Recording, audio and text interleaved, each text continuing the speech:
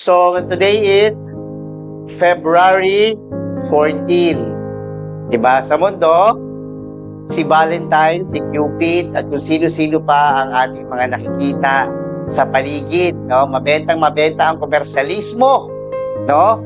Sa paligid.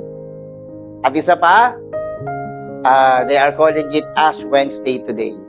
Diba? So, pagpaparemind na tayo ay babalik sa alabok, no? Sabi sa Bible. At tayo mga Kristiyano at mga anak ng Diyos, we appreciate the love of God.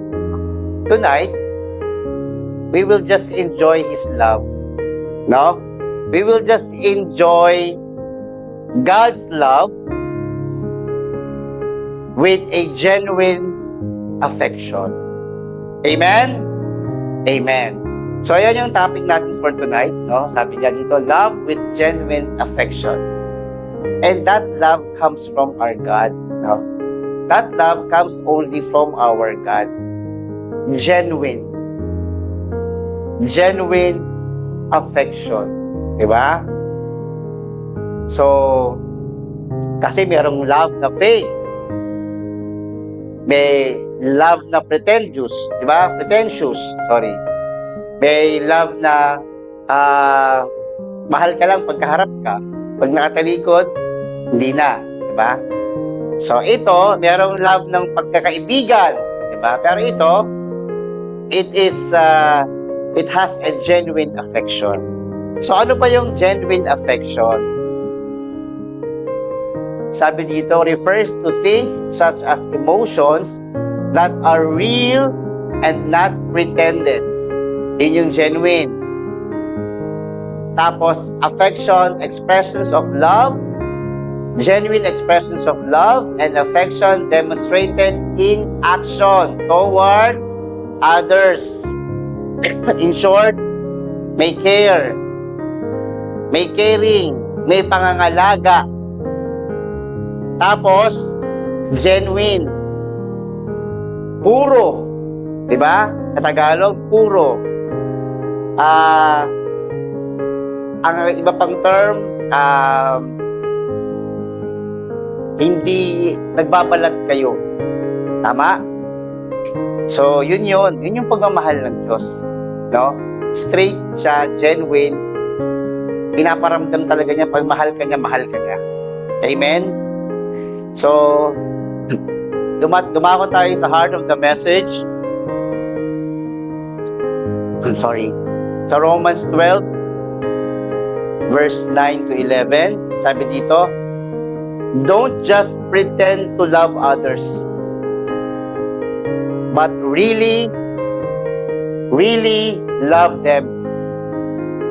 Hate what is wrong, hold tightly to what is good, love each other with genuine affection. Okay? Hindi niya sinabing hate everyone.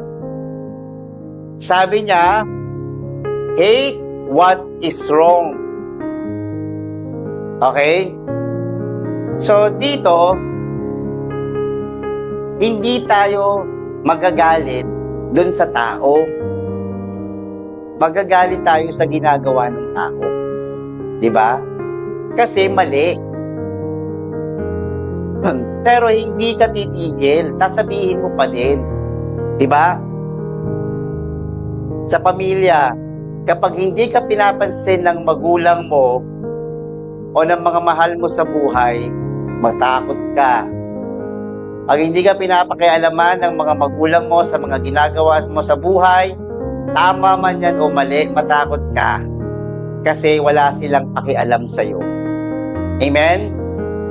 Pero pag pinakikialaman ka, that means tinatakwil nila yung mali mong magagawa o mali mong ginagawa. Kino-correct ka nila. Diba? Kasi ayaw nila o ayaw namin mga magulang na mapahamak ang aming mga anak. Diba? Kaya, gumagawa tayo ng paraan para magkaroon tayo ng just love, diba? Para alam natin na parang si Lord, diba? He loves us and He is just. Diba? Sa 1 John 1:9, diba? Sabi dito, love each other with genuine affection. Genuine. Ang hirap ibigay ng genuine affection. Diba? Sa tayong tao, pag sinabing, tao lang ako, hindi ko kaya. Kaya hindi nga yung pagmamahal natin yung ibibigay natin. Kinukuha natin yung pagmamahal na yan, na may genuine affection, sa ating Panginoon. And that is Jesus, no?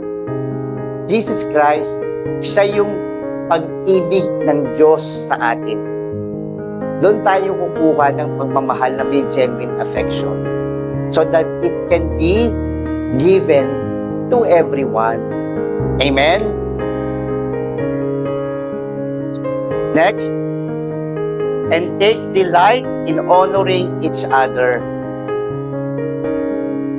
Sabi dito, no, never be lazy, but work hard and serve the Lord enthusiastically. Diba? Sabi nung una, love one another with genuine affection and take delight in honoring each other. You honor. Now we honor. We appreciate this person. We appreciate our mother, our father, our lola, our lolo, our family, our siblings, our relatives, diba? Our church mates, our workmates, no? We honor them, no? And then, huwag tayong maging tamad. Sabi dito, never be lazy. I'm sure, ngayong service na to, diba? Mas pipiliin natin kumain sa labas. Diba? Na fully book ang mga restaurants. Diba? Pumunta sa kung saan-saang park na adaming tao kasi they appreciate each other. Diba?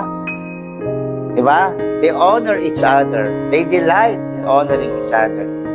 Kasi yun yung norms ng mundo. Pero tayo, we appreciate now the Lord in our life, no? Most and foremost, no? Na, Lord, thank you. Kayo na umaga, Lord, thank you. Nagising ako. Kasi may napanood ako, no? Sabi sa, napakinggan ko lang na message. Kayo na kasi madaling araw, maaga ako nagising. Kasi kumulo yung tiyan. So, kailangan kong magbanyo. Pero, before that, merong isang nagsabi, no? Doon sa nabasa ko. Our decision is to sleep. When we decide to sleep, it's our decision. But when we decide to wake up, it's not our decision. Amen? It is God's decision if He will wake us up. Amen? Kaya napakabuti ng Panginoon kasi gising pa tayo, di ba? Amen? Amen ba? Palakpakan natin ng Panginoon, no? Dahil dyan, yung sobra-sobrang, yes Lord, thank you. Kasi nabigyan mo na naman ako ng panibagong umaga. And this time, no, appreciating your love for us. Yun yung tinatakal natin, no? Kasi, paano pa natin mapapakita?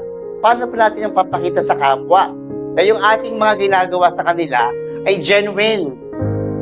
Genuine affection, di ba? Paano? Sabi dito, help when you can help. Amen. Amen. Hindi sinabing help when you want to help. Help when you can help. Diba? Alam mo naman kaya mong tumulong. Pero, dinidedma mo. Pag ganun pa yung feeling mo, this is not love coming from God. This is your love kasi limited. Human love. Tama? Sabi sa verse 12, ito siya. Rejoice in our confident hope. Be patient in trouble and keep on praying.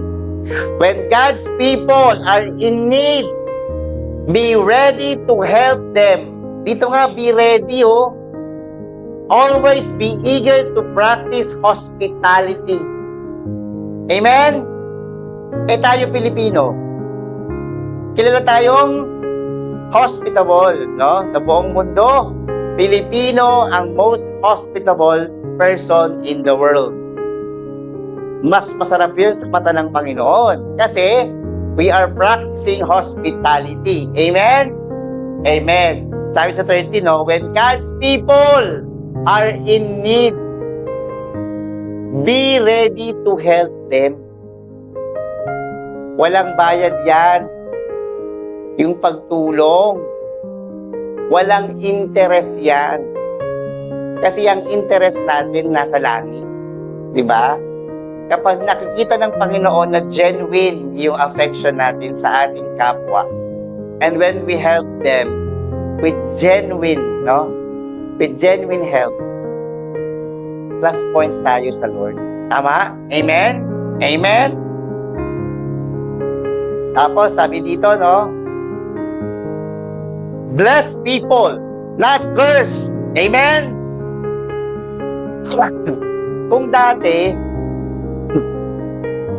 pag nako-curse tayo, mga naiinggit sa atin, nagagalit sa atin, no? Ang sinasabi natin, pag sinabi ng ganito, ganun din sasabihin mo. Di ba? Amen? Pero pag Kristiyano ka na, ang practice natin, sabi nga, pag binato ka ng bato, batuhin mo ng tinapay. So, kapag minura ka, ang sasagot mo lang, God bless you. God bless you ka. Amen? Amen. Kasi, we will not curse. No? Curse is not of God. Blessing is of God. Amen? So, sabi sa verse 14, bless those who persecute you. Don't curse them. Pray that God will bless them.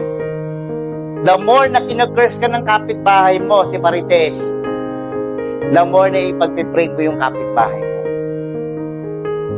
The more na inaalipusta ka ng kahit sino man sa paligid mo, the more na magiging humble at prayerful ka para sa taong yun. No? Hindi ka gaganti kung ano ang ginagawa sa'yo. You just humble yourself, pray for them, and bless them. Amen? Ito pa. Ito pa yung sinasabi nung pag may genuine affection tayo.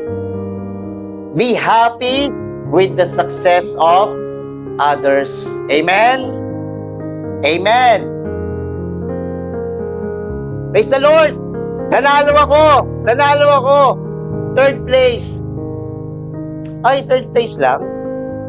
Ba't ganun? Dapat first place ka. No? Naging masaya ka ba? Sa success niya? Hindi, di ba?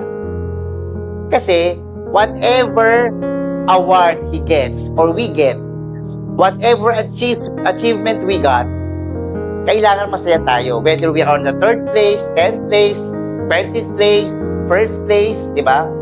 We should be happy because that's a success to people, no? Lalong-lalo na sa ating mga mahal sa buhay. Kasi, hindi lahat at hindi parati tayo ay nananalo ng 1st place. Tandaan mo yan. Kaya ko na yan gawin. Hindi naman yun yung pinapagawa niya sa'yo. Di ba? Kasi, pinoproject mo na you know it all. Tapos, in the long run, mali. Yung report na ginagawa mo. Kasi, nagpakabibo tayo, bibukid, di ba? So, dito yung sinasabi na, no? Babalikan ko lang yung 16. Don't be too proud to enjoy the company of ordinary people. Sa ibang verse, yung don't think of yourself better than the others. Sa ibang Bible verse, yan din yung katumbas nun, no? Huwag tayong masyadong magaling na mas magaling tayo sa tao. We always think of ourselves less, di ba? Of that person. Yun yung humility. Pagka more than that person, that's pride. No? That's no. Amen? Amen? Ano pa ba ang kaakibat ng genuine affection? Love with genuine affection. Sabi dito, continue to do good even they do evil ways. Di ba? Sa tingin nyo ba, gagawa nyo pa maging mabuti kapag sobrang-sobra na yung ginagawang kasamaan ng katabi mo? Sa'yo? Di ba? Siyempre, hindi natin kaya yon. Kaya kailangan natin ng divine intervention. We need to pray for these people. We need to bless these people. We need to continue to do good to these people. Kahit masama ang loob mo sa ginagawa niya, you have to feed them. You have to clothe them. You have to provide for them. And that's in verse 17. Verse 17. Never pay back evil with more evil. Do things in such a way that everyone can see you are honorable. Do all you can to live in peace with everyone. Diba? Ang hirap gawin, diba? Pero with God's grace, tayo ay nabubuhay sa grasya ng Panginoon. Amen? Hindi na tayo to. Diba? No longer I. Diba sabi kanina, no? It's Christ who lives in us. No? It is the new creation of God sa buhay natin. So God are the days na old ways natin. Kapag pili tayo nire-remind ng tao how bad we are before, that's the work of the enemy. Di ba? Alam na pag yung gumagawa ka na ng tamang hakbang na mabuti, di na ako iinom. Kahit anong gawin mo, di na ako iinom. Di ba? Hindi, talaga naman, tumotor ka eh. Talaga namang ano ka dati, ikaw pa nga starter eh. No? Yan, yung mga naririnig ko dati. Yes, starter ako dati. Pero that was before. No? When God changed you, and you want to change by God, wala nang no turning back. Every wrong things, no, it will be slashed away sa buhay mo. Kaya dito, you can say that you can live peace with everyone. Amen? So, you are living an honorable life. An honorable life, no? Kasi, na-appreciate ka ng tao, no? Diba, maraming lumalabas ngayon na testimony ng mga buhay, ng mga old na dating transgender, diba? Na nakakilala sa Panginoon, nagbuhay lalaki ulit, diba? Yung mga ganon, yung mga bagay na dating kriminal, ngayon, pastor na, di ba? So, yung mga ganon, no? Bakit? Kasi God changes everything. God make the impossible possible. Amen? Kaya sinabi dito, no? Love your enemy even more. Mahalin natin ang ating mga kaaway. Kasi mahal din yan ng Panginoon. Amen? Amen? Kasi kung paano tayo binibless ng Panginoon, binibless din niyang mga yan. Amen ba?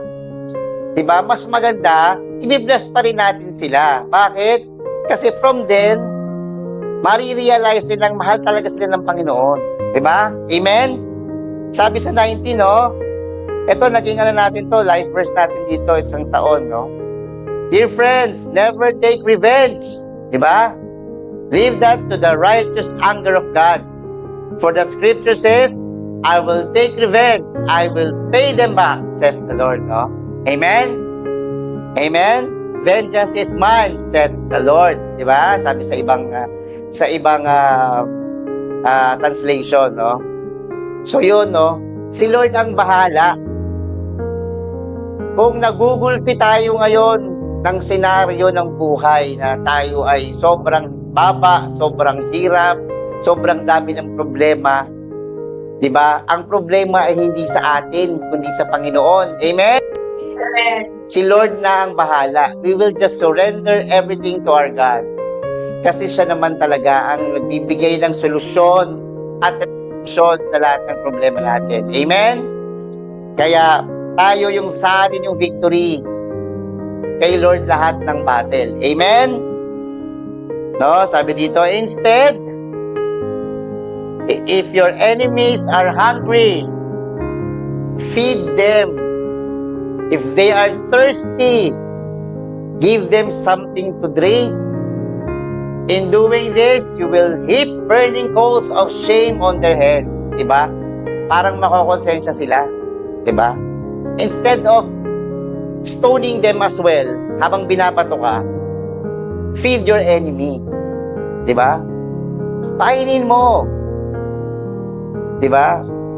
Paghandaan mo ng masarap na hapunan pag dinalo ka ni Marites. Amen? Amen? And verse 21, don't let evil conquer you, but conquer evil by doing good. Amen? Amen. No? Kasi yun lang naman eh. No? It's by doing good. Because we are using love. No? Doing good is a manifestation of having that genuine love coming from the Lord. Amen? Amen? Kasi yun eh. Sabi niya sa John, no? Sabi niya sa John 13:34, so now, I am giving you a new commandment.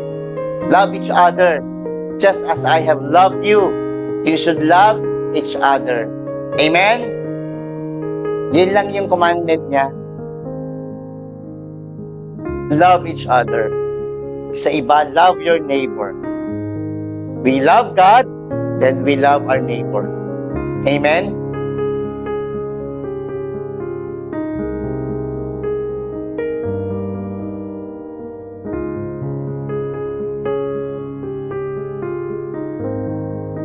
Kasi, bago mangyari ang lahat,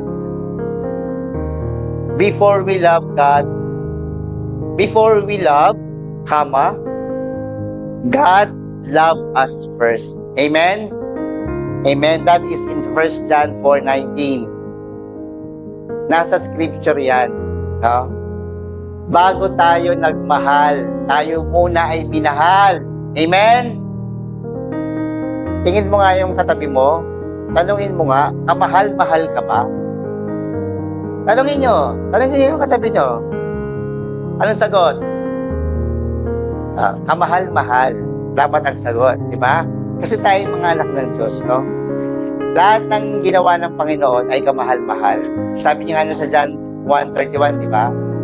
Ang tinignan niya, di ba? And God saw His creation, and it is so good. So good. Di ba? Sabi niya sa John 1:31, His creation, walang pangit. It's all good and pleasant sa mata ng Panginoon. Amen? Ganun niya tayo minahal. Ganun niya minahal kung ano tayo. Diba? And we don't have to perfect ourselves pag tayo nakakilala sa Panginoon. Gagamitin tayo ng Panginoon in our situation right now. Diba? Amen? Kung anong pinagdadaanan mo ngayon at kung nasaan ka man ngayon, yaan din ang gagamitin ng Panginoon sa'yo para magamit ka niya. All you have to do is surrender your life to God at namnamin mo yung pagmamahal niya, no? Sa buhay natin o sa buhay mo. Kasi, ibinigay niya yung greatest love niya sa atin. Diba? The greatest love was given to us. Amen? Amen? And that is Jesus. No? That is Jesus. No? Every time I read this verse, no? The heart of the Bible, in John 3:16, for this is how God loved the world. For this is how God loved the world. He gave His one and only Son, so that everyone who believes in Him will not perish, but have eternal life. No? Ayaw niya nang i-wash out ang mundo. No? Panahon ni Noah, binash out niya dahil sa sobrang sama ng mga tao sa mundo. Binash out niya. Ganun ka-just si God, no? Para tanggalin niya lahat ng creation niya. At nangako naman siya, no? na hindi niya na uulitin. Kaya niya binigay itong greatest love niya. No? Walang kahit sinong tao na mag-o-offer ng anak para sa ibang tao. Amen? Diyos lang ang makakagawa niya. No? He becomes sin so that our sins will be washed out. Amen? Amen? He becomes sin, no? So that we have salvation. Amen? That's the genuine affection of God for us. That's the genuine love of God for us, no? Sobrang pure, no? Sobrang pure nung heart ng ating Panginoon. Na yun yung dapat magmamanifest sa puso natin. That every time we encounter persecution, we encounter depression, we encounter every negativities, no, of life, babalik tayo dito. Sabi sa Romans 12, verse 9, love must be sincere. Diba? Love must be sincere. Love must be genuine. No pretensions. Don't pretend to love others. It should be sincere. It should be genuine. No? When we love our church, it should be sincere. It should be genuine. When we love our family, it should be sincere. It should be genuine. No? Yung maramdaman natin yung okasyon ng pagmamahal sa pamilya natin in every small detail. No? Ang mga magulang, ang mga mahal mo natin sa buhay, napakadali lang yan bigyan ng pagmamahal o suklian ng pagmamahal. Maghugas ka lang ng pinggan, maglinis ka lang ng kwarto mo, magdilig ka ng halaman kung may halaman kayo, di ba? Sumunod ka lang sa mga sinasabi ng magulang mo. Obey your family, your parents. No? Yun na yung pagpapakita mo na mahal mo yung mga mahal mo sa buhay. No? Kasi yun yung hindi naghahangad ng tao na o tayo na bigyan mo ako ng expensive na regalo sa birthday ko, sa kung saang okasyon, no? It's more yung sentimental sa atin. Lalo ako, no? Hindi ako masyado sa mga regalo. Ang sa akin is yung sa pagkain. Gagastos ako sa pagkain kahit mahal. Basta makakain kami. At ma-enjoy ko yung pagkain. No? Kaysa bumili ako ng sapatos na mahalin. Ganon. Mas ini-enjoy ko siya sa pagkain. No? Iba-iba naman tayo ng ways, no, of showing our appreciation to our loved ones. Pero yung iba, act of service, diba? Yung iba, yung mga pagsasabi ng I love you, every now and then, no? I care for you, diba? Lahat na sinabihan mo ng I love you, ganon, sobrang open, no, na magsalita ng I love you. And it's good, no, to practice every day na magsalita ka ng I love you to your loved ones. So, kahit hindi sumasagot, kasi hindi rin kami sumasagot. Pag sinasabi na kami na I love you, hindi kami sumasagot. No? Pero, deep in our hearts, we thank yung pagmamahal na binibigay at sinasabi ng aming anak, no, sa aming mag-asawa.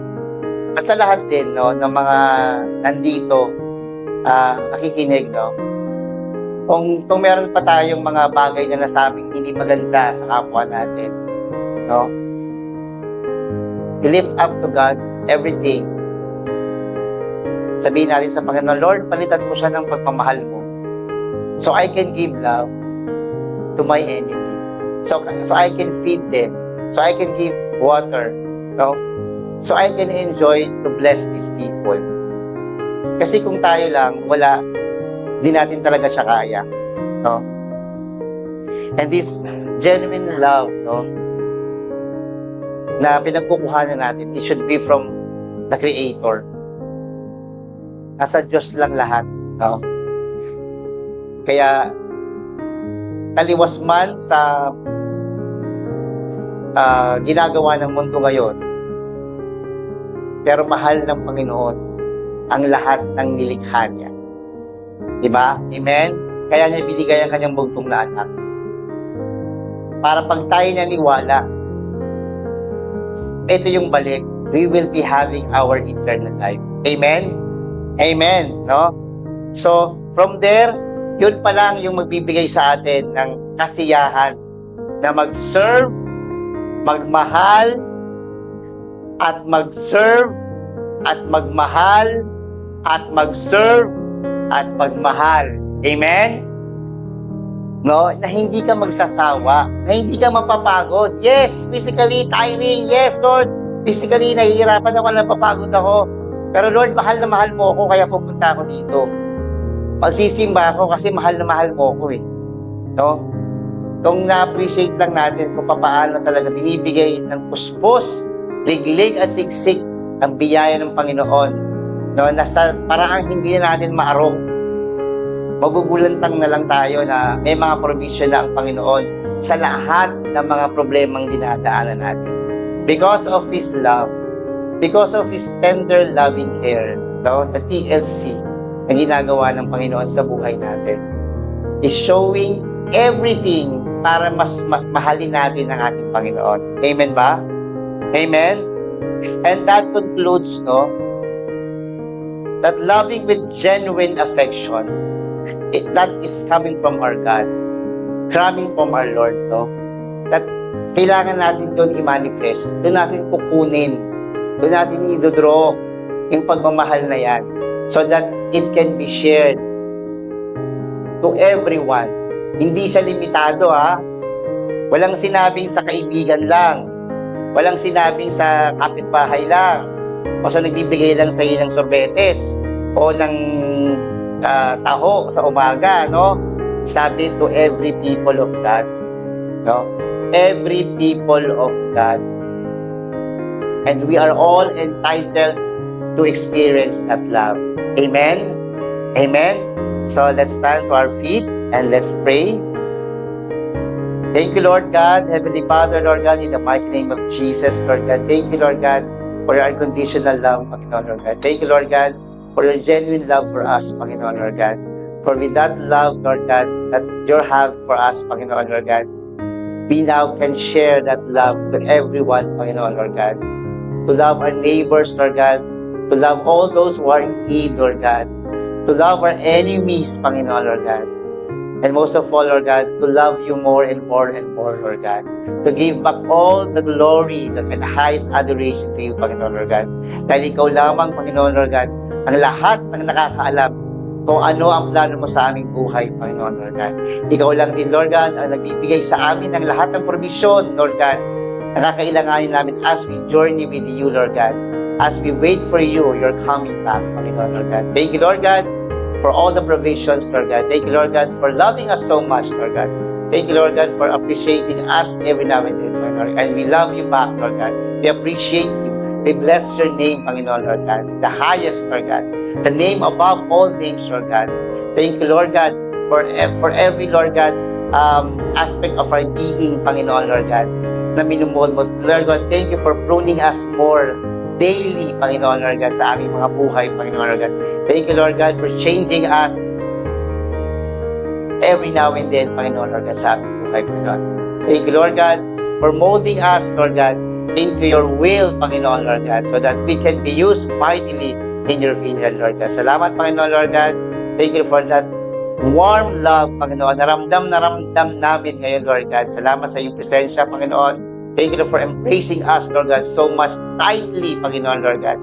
Sa lahat, Lord God, ng mga nakakaramdam ng depresyon, Panginoon, thank you, Lord God, for hugging us, Lord God, deeply, Panginoon, Lord God, sa aming mga buhay, Lord God. Salamat sa iyong pagyakap. Salamat sa iyong paghihipo sa aming mga puso, Panginoon, Lord God.